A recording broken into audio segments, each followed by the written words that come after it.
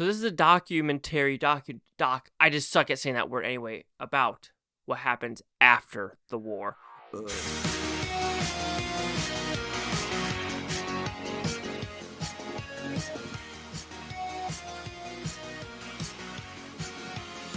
Chase Lee Hockey here at the Blue Futon reviewing Brothers After War. What's about pretty simple premise. You'd call this a sequel to the original doc called Brothers at War, where it's two brothers. One's a officer, one's enlisted in the army. Another brother went to Iraq with them and Afghanistan. I don't remember, like 3 times between 2005 and 2007 to get footage. But now this is after the war, talking to them, talking to the same soldiers if they're still alive from 2005 and getting their opinion on what is occurring now, what are they doing with their lives. And I wouldn't say their personal opinion of what they experience, but just, having them just talk off the cusp. So did I like this show or this movie? I did. I thought it was a well-crafted doc that looked into the lives of these people and what they are doing now, especially since both of the brothers are still in the army. One's lieutenant colonel, one's a master sergeant. And there's something that happens at the very end about getting passed over 3 times for getting lieutenant colonel to colonel.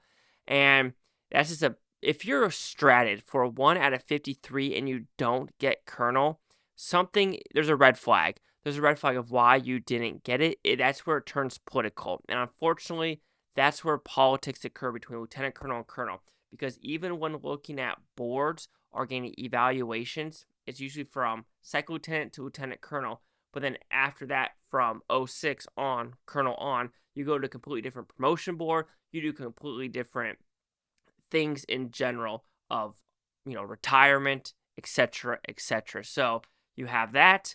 And so there is some politics in play if you really want to get colonel. And it is what it is. I mean, I don't know how you fix that. You got to talk to the Pentagon. You got to talk to the freaking Pentagon. But that's not talking about that. Even though it does talk about that in the story where it's very fascinating, it's more about what are these brothers doing? How do the wives react? How many divorces happen? How many kids?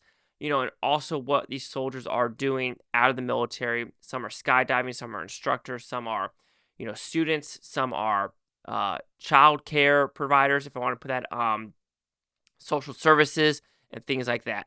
So this does dive deep into what people are doing, and it's that simplistic of a show of, how and what can you do after the military? How does it affect the person? And what can you do to maybe amend spouses, amend divorces, or try to get out of the darkness? Because suicide occurs, alcohol occurs, and things like that do occur in real life, as well as this movie, where some people just don't make it, and some people get hit hard because you have friends and you don't die. I know it sounds awful in Iraq and Afghanistan, but you die something stupid in the States like suicide. Even though suicide's not, that's where you just got to reach out. And suicide is a hard thing to talk about. Or like a car crash, or someone else can, like Chris Kyle from American Sniper. He makes it home alive, but a soldier kills him and does a murder suicide. So you're just like, oh God, like why does this have to happen?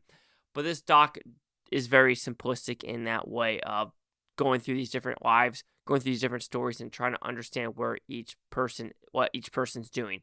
I do find it interesting too about the politics of it, because there was one thing at the very beginning where, like, the first thing was try to meet them because this family, the main family, their great-grandfather fought for Italy because of, did something. I don't remember the backstory so much, but was on the American side. But at the, fighting, something happened. He got lost, and he decided to fight for Italy to try to make it out alive, if I want to put it that way. And it goes into, the politicalness of Syria. And the master sergeant brother got really pissed off. He's like, you're making it about politics now. I came here to talk about my grandfather and things like that. And now you're making it about politics, about, what are we doing in Syria? What are we doing in Iraq? What are we doing in Afghanistan? What are we doing in all these African countries to, overthrow dictators? And what are we trying to do?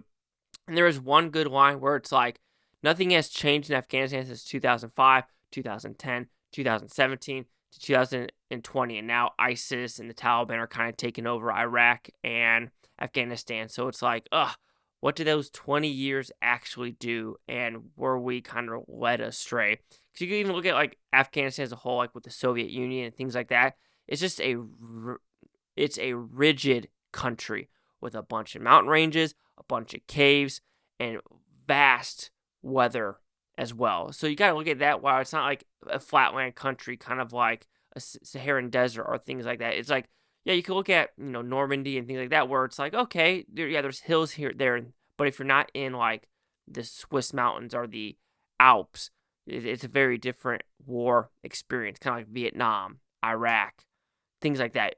Saharan desert, the Congo. So you got to look at how each geological look of the geological structure, the plantation of where you're fighting your war. I'm losing the word I'm looking for, but I'm an idiot. So it doesn't freaking matter. Doesn't matter how many master's degrees you have.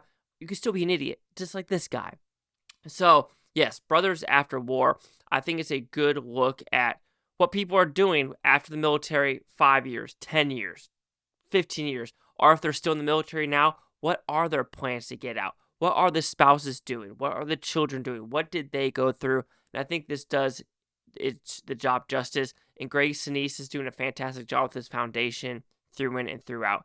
Negatives, I guess you could say, is, yeah, you get some stories, but there is not a lot of closure, or you wish you could get a little bit more about some of these characters. But it is what it is. This is a good doc if you're intrigued at this type of information. So Brothers After War will receive a 4.5 out of 5 with Futons. So it goes at 90%. So see the critics and news scores gave this one. So we have one review giving it a positive, and then my 90%. So we got 190. Chase Hawk here, the Blue Futon. Like, comment, subscribe. One of the things, Bluetoontopia, you Blue Futonians. Thank you for watching from a great down. Can watch this day tomorrow, week from a month, or a year from now. Every single freaking one of you. Peace and love. Peace and love. And if you have any suicidal thoughts, just call someone. Call the hotline, because no one wants to see you die. I promise. I promise.